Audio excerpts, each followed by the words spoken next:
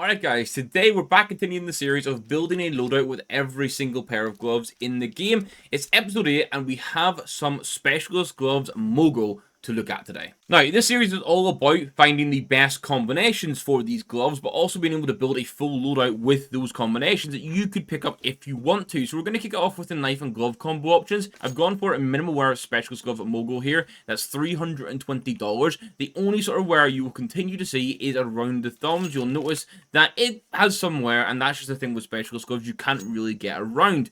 The first knife I think you should consider is a classic knife, blue steel. In field tested, this is $215, and the reason I went field tested is because it gets that sort of weird wear effect that you only get on the classic knife, and that actually pairs in a little bit with the grey that you see on the gloves, and then obviously it's blue.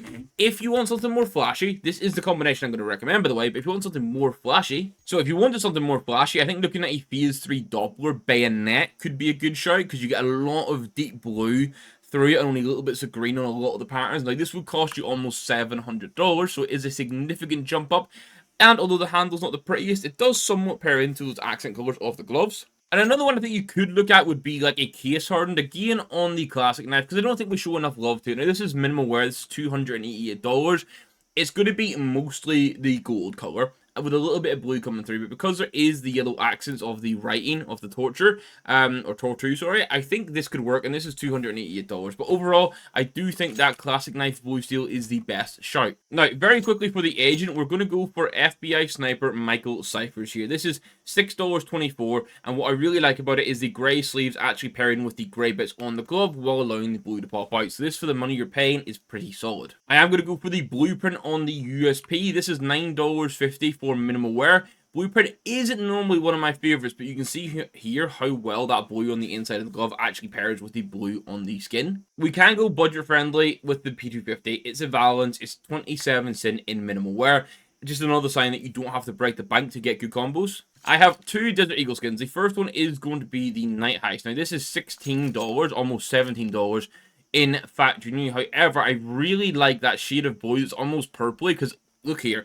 It is absolutely stunning with the gloves as a combination, which means you get to use a skin that not many people rock as well. My cheaper alternative that works quite well, but not quite as well, is going to be the Sputnik. This is like $2.10 in factory new. It does have the new model, and it's pattern-based. It's solid. I do think the Night Heist is much nicer, though. One thing I found interesting is how well the anodized navy skins work with these gloves. So Jill Beretta's here, factory new anodized navy. You're going to be looking about $2.10. And on the 5.7, it was a little bit of a struggle to get anything that worked really well. So I think spending $2.20 for a factory new Nightshade is going to be the best play. You do manage to get an S-tier MP9. No, it's a very expensive one as well. It's the Pandora's box. Almost $180 for this now in factory new. It seems like the price just keeps going up. It's kind of wild.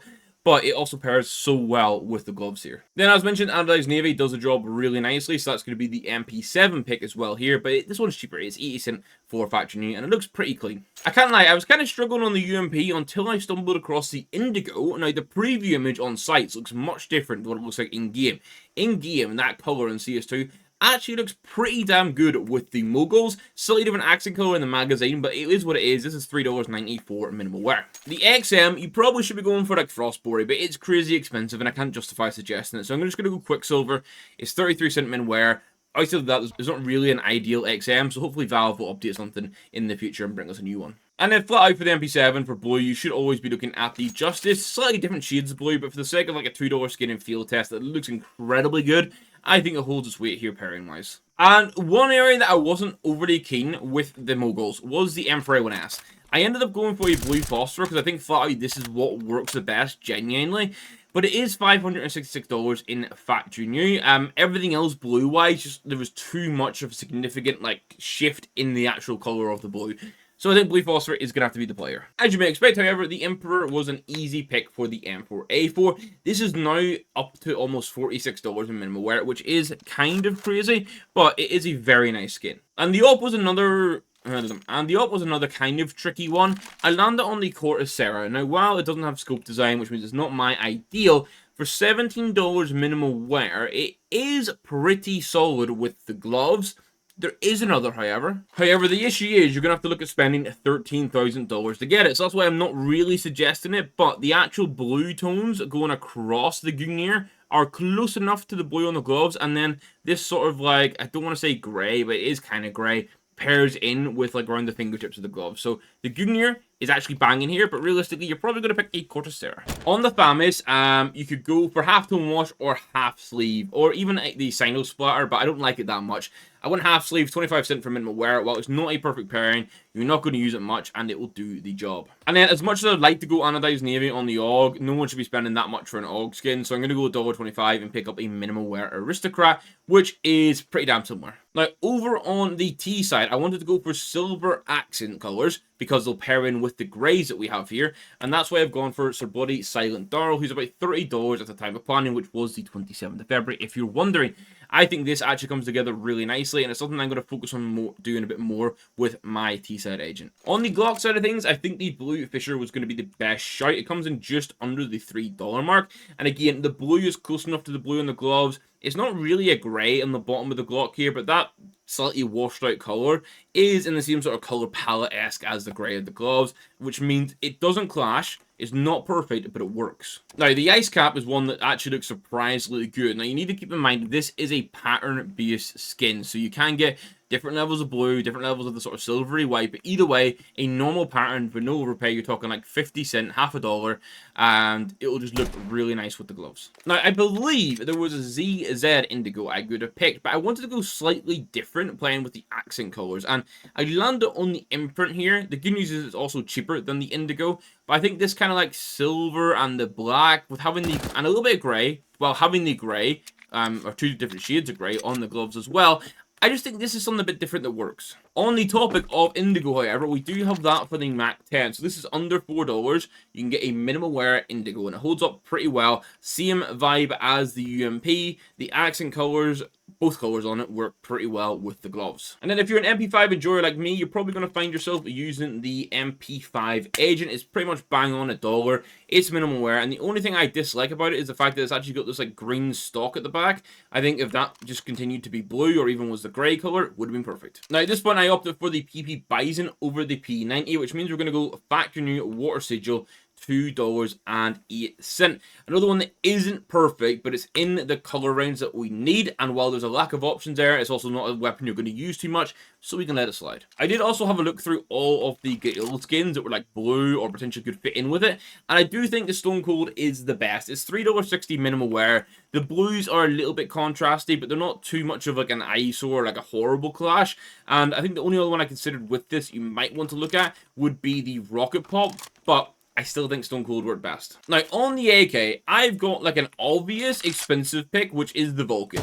Now, I know what people are going to say immediately, that the blues don't really pair perfectly together. What I'm leaning on here is the blacks and greys, because there is actually a small amount of grey going through the Vulcan, which pairs in with the gloves, and then at least it's on blue. But this is $480 for minimal wear.